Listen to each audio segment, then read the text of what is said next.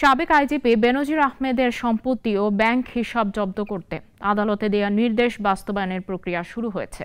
এদিকে বেনজির, তার স্ত্রী ও সন্তানদের আরও 119টি সম্পত্তি জব্দের নির্দেশ দিয়েছে আদালত। দুদকের আবেদনের প্রেক্ষিতে এই আদেশ এসেছে। বিস্তারিত জানাচ্ছেন অলিউল রনি। আহ্বান জানাতে চাই, যারা ভুল পথে এখনো আছো ফিরে আসো। সাবেক পুলিশ মহাপরিদর্শক বেনজির আহমেদ, তার বিরুদ্ধে অভিযোগ ক্ষমতার অপব্যবহার করে গড়ে তুলেছেন সম্পদের পাহাড়। বেনজিরের ঘরে আলাদিনের চেরাগ শিরোনামে গণমাধ্যমে প্রতিবেদন প্রকাশ হলে আলোচনায় আসে বিষয়টি। ক্রাইম করলে ডেফিনেটলি ল এনফোর্সমেন্টের দায়িত্ব তাদেরকে আদালতের সামনে হাজির করা। সাবেক পুলিশ প্রধান হওয়ায় জনমনে সংশয় ছিল, হয়তো তার অভিযোগের তদন্ত হবে না। তবে সরকারের তরফ থেকে স্পষ্ট করে জানিয়ে দেয়া হয়, অপরাধ করলে শাস্তির মুখোমুখি হতেই হবে।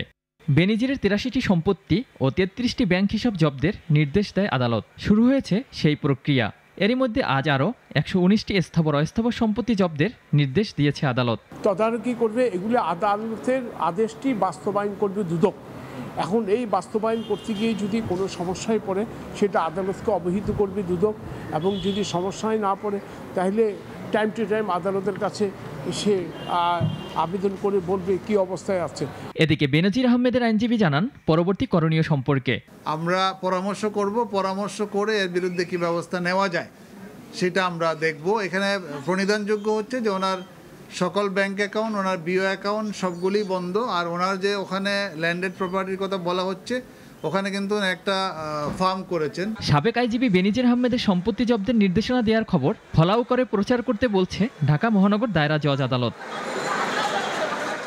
অলিউল রনি, নাগরিক, ঢাকা।